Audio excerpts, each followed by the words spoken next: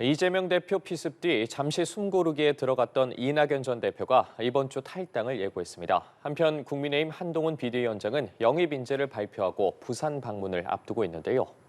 총선을 앞둔 정치권 움직임 두 분과 함께 짚어보겠습니다. 진수희 전 국회의원, 김상일 정치평론가 나오셨습니다. 어서 오십시오. 두 분 어서 오십시오. 안녕하세요. 네, 안녕하십니까. 자, 한 주 동안 정치권에 참 많은 일들이 있었습니다. 오늘은 먼저 이낙연 전 더불어민주당 대표 이야기부터 해볼까 하는데 네. 탈당이 임박한 것으로 보입니다. 네. 자, 이번 주 후반에 인사를 드리고 좀 용서를 구하겠다 이런 네. 말을 남겼거든요. 네, 네. 용서를 구할 대상 누구라고 봐야 할까요? 글쎄요, 일단은 뭐 본인이 그동안 정치를 하면서 본인의 어떤 정치의 미래에 대해서 기대를 했던 사람이라든가 아니면 함께 의논하고 함께 해왔던 사람들일 수도 있고요. 아니면 그냥 그 탈당의 변을 밝힐 때 뭐 국민들께 뭐 일반적인 어떤 용서나 어떤 이유 이런 걸 설명하는 것을 의미하는 거 아닐까 저는 그렇게 좀 생각을 하고 있습니다. 예, 알겠습니다. 현재 이 전 대표의 이런 행보에 대해서 어떻게 보고 계세요? 글쎄요, 그 뭐 오늘 5.18 민주묘역 가셨잖아요. 예. 아마 이제 그 자리에서 뭐 눈물도 흘리시고 했는데 아마도 가장 용서를 구하고 싶은 대상은 민주당 당원들과 지지자들이지 않았을까 뭐 그런 생각을 해봤습니다. 왜냐하면 호남에서 오래 정치를 하셨고요. 그 전라남도 지사를 역임했고 또 바로 직전 정권인 문재인 정권에서 그 1인 지상 만인지야 총리를 또 오랫동안 하셨고 이어서 당대표 하셨고 또 대선 경선 후보까지 지내신 분 입장에서는 아무래도 민주당 당원들과 지지자들 때문에 많이 괴롭기도 하셨고 여러 가지 그 착잡한 심정이실 것 같은데 사실은 그 당 내부에는 이 이낙연 전 대표의 이런 움직임에 대해서 계파에 따라서 시각은 좀 다를 거라고 봅니다. 그런데 그 외부자인 제가 보기에는 이낙연 전 대표의 지금 이런 행보는 명분이 좀 약해 보인다고 할까요? 좀 그런 느낌이 드는 게 총리의 당 대표까지 지내고 대선 경선을 하셨다가 외국에 오래 가 계시다가 돌아오셔서 얼마 안 된 시점에 탈당, 뭐 신당 이런 이야기를 하시니까 뭔가 제가 외부자적인 시각에서 볼 때 좀 급발진하는 모양새가 있어서 좀 명분이 약하지 않나 뭐 그런 생각이 들어서 그 과연 그 이낙연 전 대표의 탈당과 이어지는 신당 이게 어떻게 성공적으로 갈지 어떨지 좀 당분간은 지켜봐야 되지 않나 그런 입장입니다. 네, 이 전 대표의 행보에 좀 명분이 부족하다고 말씀을 해주셨거든요. 관련해서는 좀 어떤 의견 갖고 계세요? 지금 현재로서는 좀 그렇게 보시는 게 좀 당연하다고 봐요. 근데 이제 그 명분을 찾을 만한 대목들이 몇 개 있었거든요. 그게 하나는 이제 김부겸 전 총리를 만나서 당권 대권 관심 없으니까 좀 전면에 나서달라 이렇게 한 거. 이런 경우에는 예를 들어서 본인의 가치를 앞세우고 본인의 이익을 좀 뒤에 놓는 듯한 모습이잖아요. 그래서 그런 걸 쭉 이어갔으면 명분도 있고 그다음에 그 명분에 대해서 국민에게 설득하고 설명하기 좀 쉬웠을 것 같아요. 근데 지금 보면 급발진이라는 표현을 해주시잖아요. 그래서 급발진이라는 표현은 뭐냐면 나를 중심으로가 자꾸 보인다는 거예요. 근데 딴 사람들을 배려하고 딴 사람들을 좀 내세우고 가치를 내세워서 함께 하려는 모습보다는 나를 중심으로 이렇게 보이면 말씀대로 좀 명분이 약해질 수밖에 없죠. 자, 그럼 네. 주변을 좀 챙겼으면 했다라는 아니 말씀이시죠? 주변을 네. 챙기는 게 아니라 예. 가치를 앞세우고 가치에 맞는 사람들이 앞서 나갈 수 있게 후견인 역할을 한다든가 그래서 후견인 역할을 하면서 정치적 업적이 나오면 결국에는 그 업적을 누가 더 많이 했느냐 이걸 평가할 거 아니겠습니까? 그러면 이낙연 전 대표께서도 큰 역할을 하신 거니까 그때는 대선 주자로서 경쟁에 나서거나 이런 것이 가능해지는 것이죠. 그래서 업적을 통해서 차기에 한 걸음 나갈 수 있는 명분을 만드셨어야 되는데 지금은 자기가 가지고 있는 현재 상태의 권력, 힘, 세력 이런 걸 중심으로 본인이 중심이 되려고 그러면 결국은 어떻게 되겠습니까? 이게 결국은 자기 세력 구축을 위한 이권 다툼 내지는 권력 투쟁으로 보일 가능성이 있다는 겁니다. 예, 신당 창당 명분에 대한 이야기를 좀 나눠보고 있었는데요. 이낙연 전 대표는 탈당과 신당 창당에 어느 정도 마음을 굳힌 것으로 보이고요. 그런데 문 대통령도 야권 통합을 주문하면서 신당 네. 창당에 좀 부정적인 입장을 확실하게 했습니다. 네. 여러 가지 목소리가 나올 수밖에 없는 상황인데 신당 창당의 관건은 뭐가 될까요?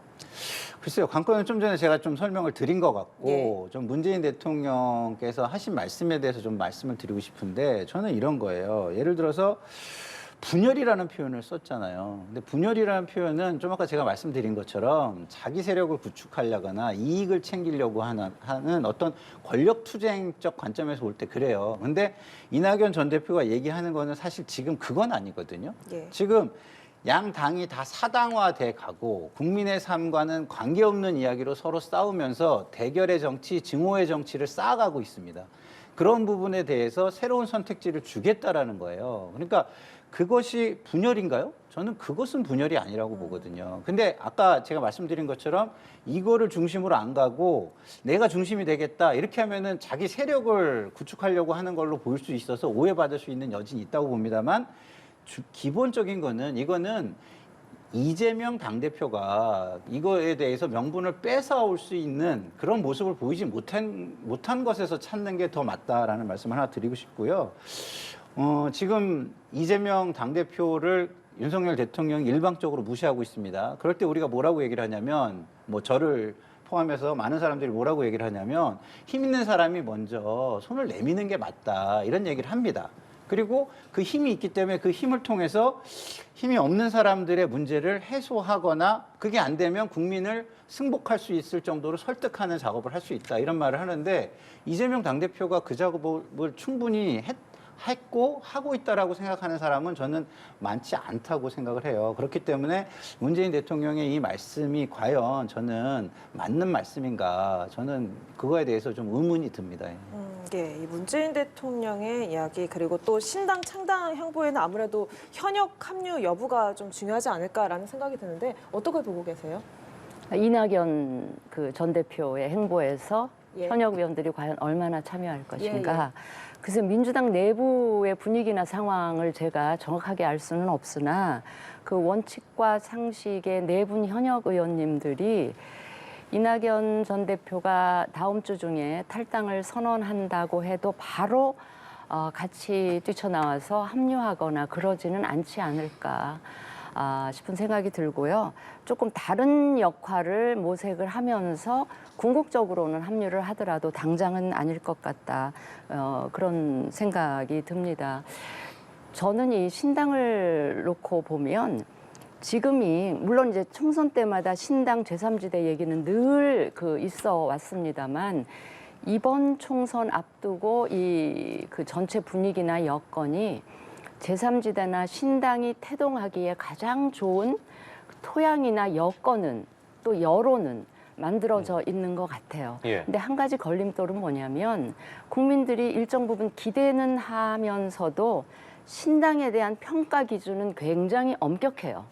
높아요, 기준이. 예. 오히려 기득권 거대 정당에 대해서 평가하는 기준보다 신당에 대해서 평가하는 잣대는 훨씬 더 높은 수준에 가 있는데 저는 그 이유를 어떻게 분석을 하는가 하면 과거의 신당들이 실패하는 그 과정을 보면서 선거 앞두고 만들어졌다가 선거가 끝나면 큰 당으로 흡수되거나 복귀하거나 이런 일들이 반복적으로 일어났기 때문에 이 신당에 대한 평가 기준은 굉장히 엄격하다고 보고요. 그런 점에서 지금 이낙연 전 대표가 탈당해서 만드는 신당, 그다음에 이미 나와 있는 이준석 신당, 이 두 당이 만약에 연대하고 통합한다 이렇게 될 경우 그 제3지대가 빅텐트로 사이즈는 커지겠지만 과연 이렇게 만들어지는 신당이 일정 기간 즉 선거를 거친 이후에도 계속 버티고 지속될 수 있을 건지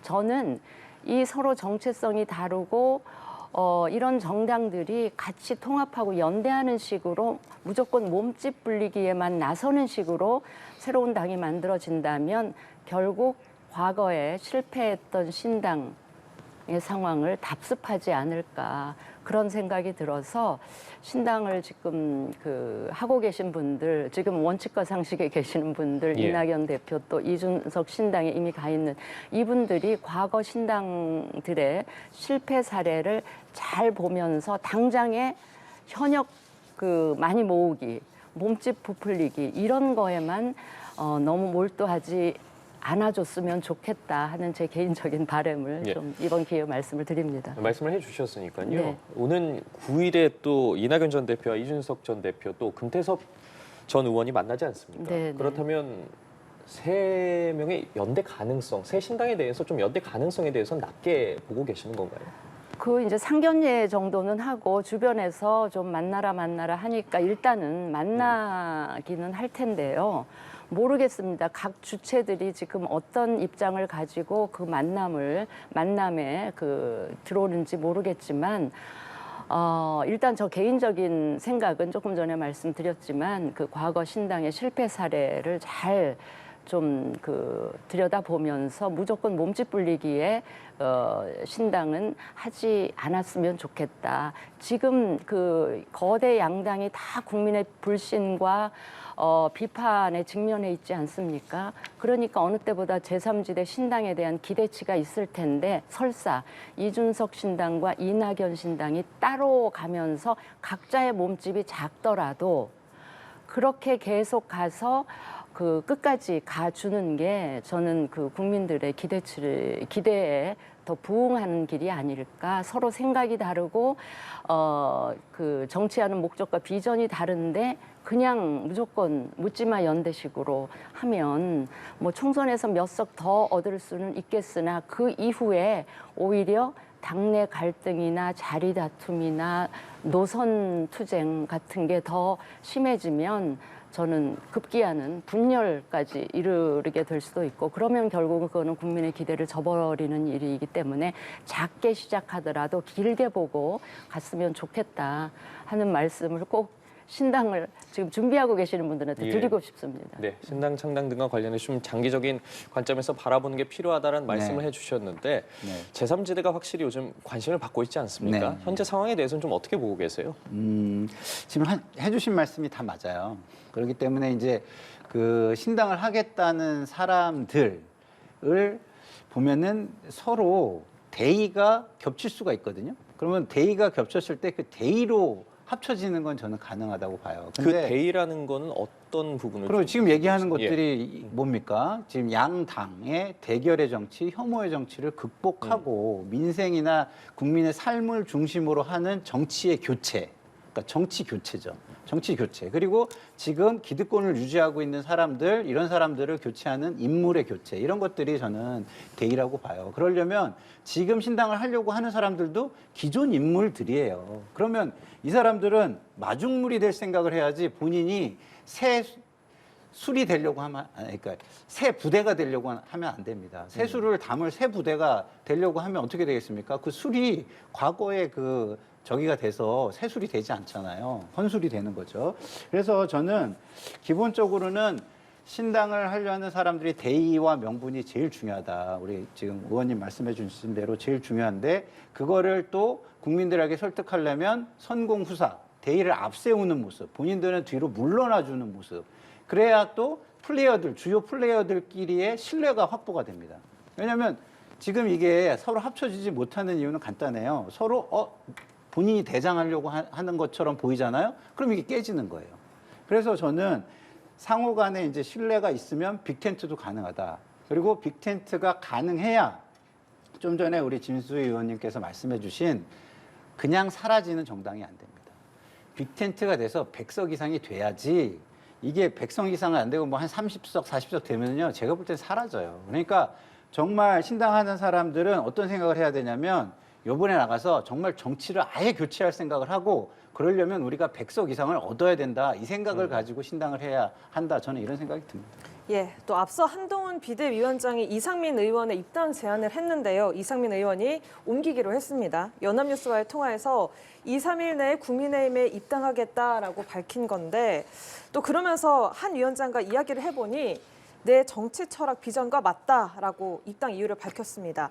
이렇게 총선을 앞두고 당적을 바꾼 첫 현역이 될 텐데 정치권에는 어떤 여파가 있을까요?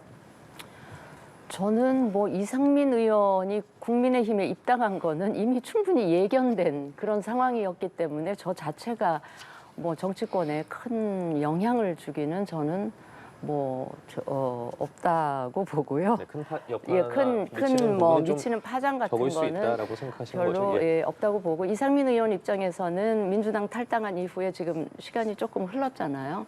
상당히 좀 왜 국민의힘에서 적극적으로 구애를 좀 안 해주나 약간 초조하셨을 텐데 다행히 그러니까 이상민 의원 입장에서는 다행히 한동훈 위원장이 그 손을 내밀어서 바로 그 잡고 이제 국민의힘에 오시기로 한 것 같습니다. 네. 예, 어떻게 보셨나요? 일단 이상민 의원이 민주당을 왜 탈당했는가? 이거에 대한 설명이 불가능해졌다. 저는 이렇게 생각하고요. 국민의힘으로 가는 대의는 도대체 무엇인가? 대의가 사라졌다. 저는 이렇게 생각을 합니다. 왜냐하면 자 이재명 민주당 사당화를 비판하고 나갔고요. 그 강성 지지층이 중심이 되는 당 문화를 비판하고 나갔어요. 그러면 국민의힘은 지금 그런 모습이 없나요? 사실상의 윤석열 대통령 사당화가 지금 되고 있고 강성 지지층을 중심으로 돌아가는 문화도 거의 비슷하다고 저는 보여지는데 뭐가 도대체 다르다는 거죠? 이렇게 되면 이상민 의원의 탈당은요, 결국 이재명 당대표에 대한 사적 감정이 굉장히 안 좋았기 때문에 탈당했고 그냥 이재명 당대표에 대한 억하심정 내지는 당신이 나한테 이래? 그럼 내가 한번 본때를 보여줄게. 이렇게 굉장히 개인적으로 굉장히 축소되는 결과를 가져왔다. 저는 이렇게 생각하기 때문에 모르겠습니다. 거의 이 합류는 우리 진수 의원님께서 말씀해 주신 것처럼 굉장히 정치적 가치가 사라졌다. 논평할 가치도 저는 별로 느끼지 못한다. 이런 말씀을 드리고 싶습니다. 예, 알겠습니다. 자, 주제를 좀 바꿔서 한동훈 비대위원장 이야기 좀 더 해보도록 하겠습니다. 어제였죠. 이 DJ 탄생 100주년 기념식에서 문재인 전 대통령의 부인인 김정숙 여사가 한동훈 위원장의 인사를 패싱했다. 이런 논란이 나오고 있거든요. 관련해서는 좀 어떻게 보고 계세요? 그 패싱 했는지 안 했는지 화면만 보고는 잘 저는 모르겠던데 과거에 얼마 전에도 그런 일이 좀 있지 않았었습니까?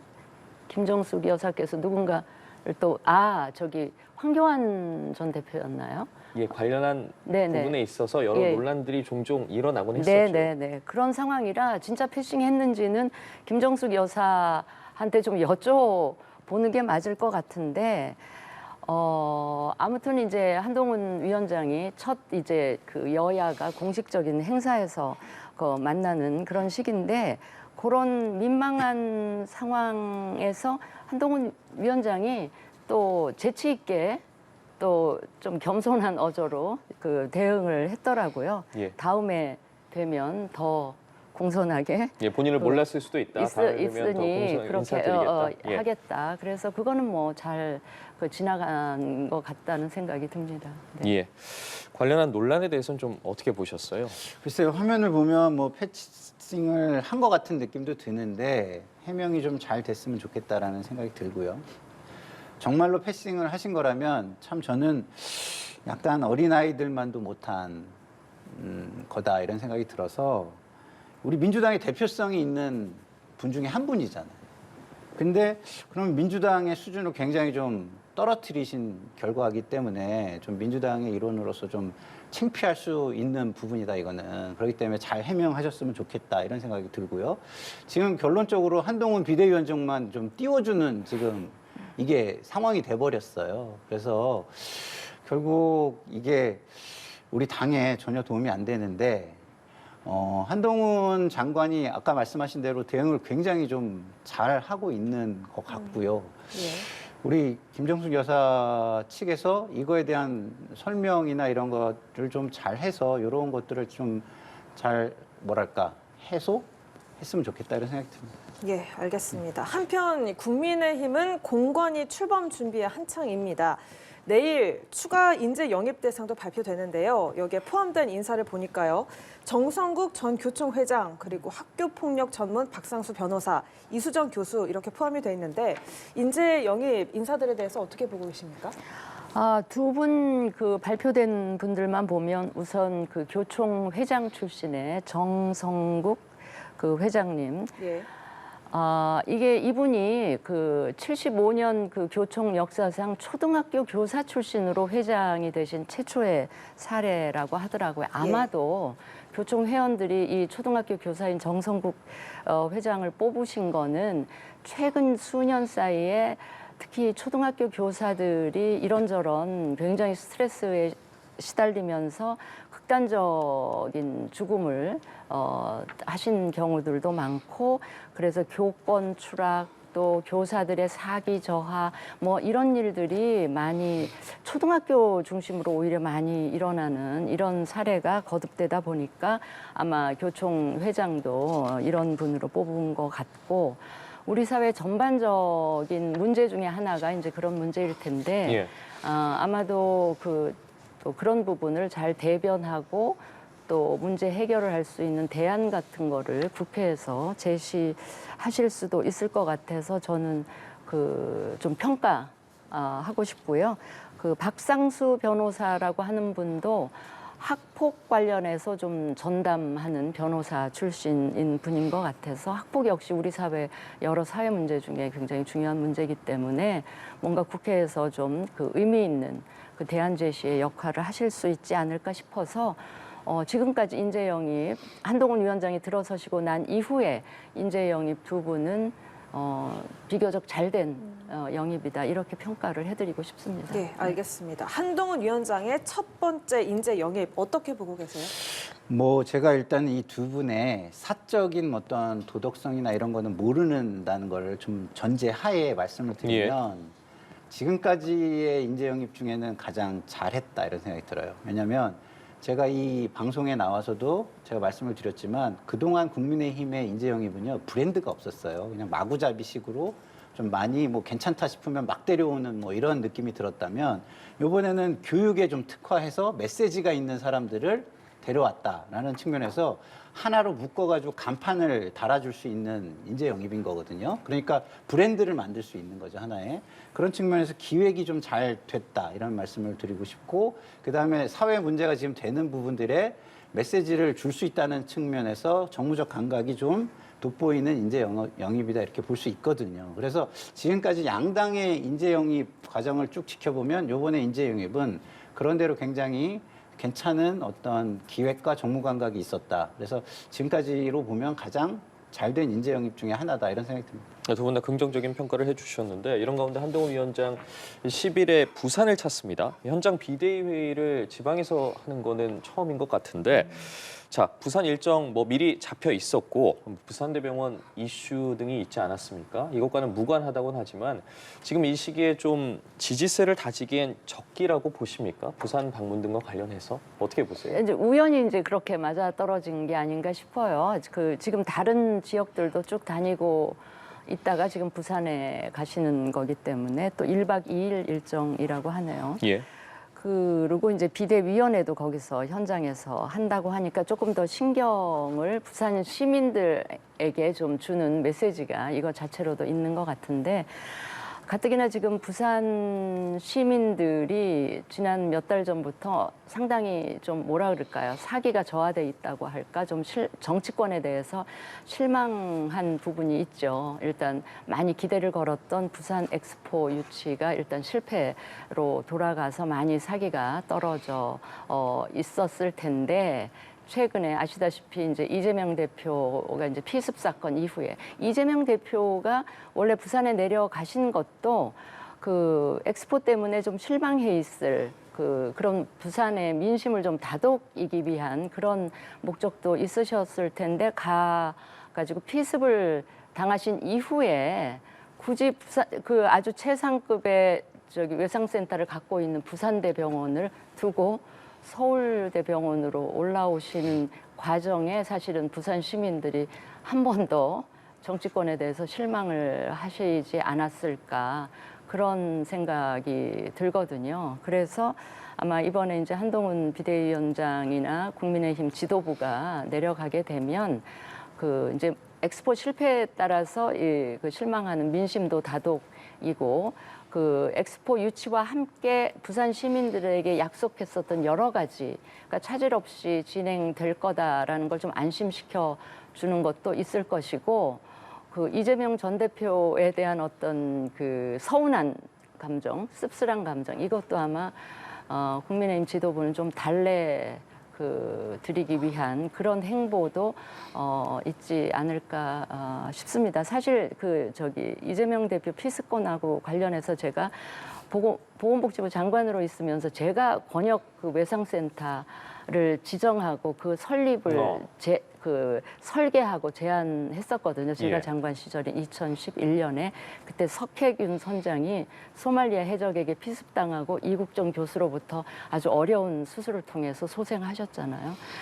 그래서 그때 권역별 외상센터가 설립을 준비해서 이제 최근 현재와 같은 외상센터가 전국에서 운영이 되는데 이거는 정부에서 행재정적 지원을 다 합니다. 그러니까 모든 외상센터가 거의 최상급 지역에 있다 예. 하더라도 그 최상급 의료를 제공을 하고 있는데 왜 굳이 부산대를 두고 서울까지 헬기를 타고 올라오셨을까? 저는 그 점에 대해서 지금 부산 시민들이 서운해하고 부산대 병원이나 부산 지역 의료인들이 섭섭해하는 심정을 충분히 이해를 하고 있어서 그거는 민주당 쪽에서 이제 조금 수습이 되면 진심으로 좀 경위 설명을 하면서 동시에 사과 말씀도 부산 시민들께 좀 하셨으면 좋겠다 하는 말씀을 이번 기회에 꼭 드리고 싶습니다. 예, 이번에 이재명 대표 이야기도 좀 해보겠습니다. 피습을 당한 이재명 대표 혈관 재건술 마치고 치료에 전념을 하고 있는데요.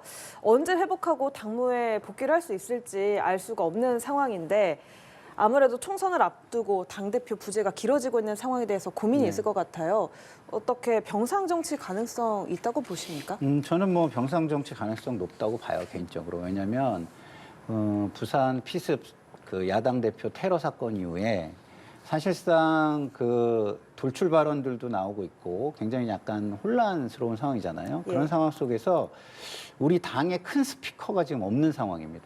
그래서 국민의힘 쪽에서는 한동훈 비대위원장이라는 큰 스피커가 얘기를 해가지고 어떤 여론이나 이런 거를 끌고 가고 있는데 우리 쪽에서는 오히려 개개인의 어떤 일탈적인 발언들이 부각되는 이런 상황이에요. 그래서 이런 것들을 정리할 필요가 있다. 큰 스피커가 필요하다라는 측면에서 하나 있고요. 또 하나는 이재명 당대표의 첫 일성에 관심이 굉장히 모아지고 있습니다. 이런 거를 잘 활용해야 한다는 측면에서 그와 함께 병상 정치를 일정 기간은 할 수 있다라고 생각을 저는 하고 있고요.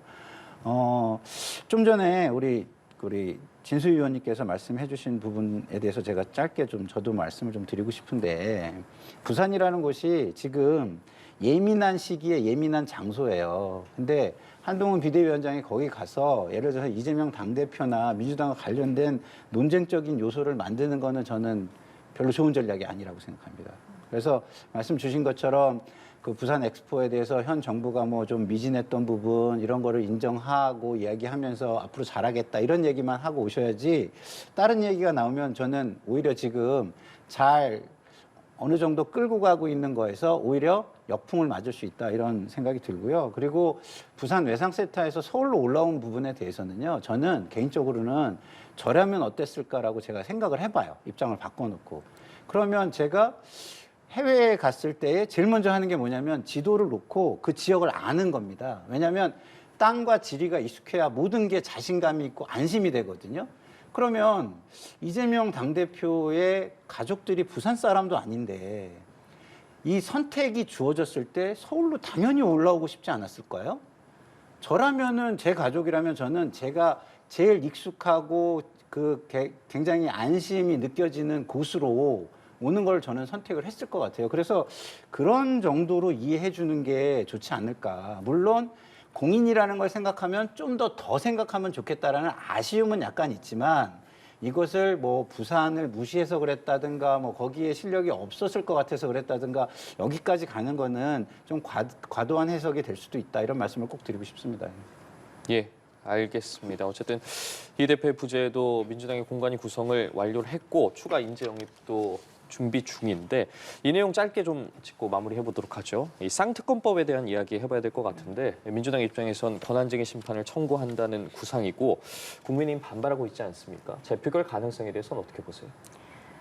지금 아마 이제 그 12월에 개의된 임시국회가 1월 9일이면 이제 끝나는데 2월 9일이 마지막 본회의가 있는 날인데 아마 국민의힘이나 이제 용산 쪽에서는 1월 9일 날 재표결을 해주기를 기대를 하겠죠. 그런데 그 민주당으로서는 도저히 1월 9일 해주지 않을 거고요. 그 사이에 권한쟁의 심판도 청구를 해놓고 있기 때문에 그 결과 나오는 거 보면서 1월 9일이 지나면 다시 임시국회가 열려야 이거를 재표결을 하든지 말든지 할 텐데 과연 민주당이 2월 임시국회, 1월 임시국회나 2월 임시국회에 동의할지 저는 동의할 가능성 굉장히 희박하다고 보고요.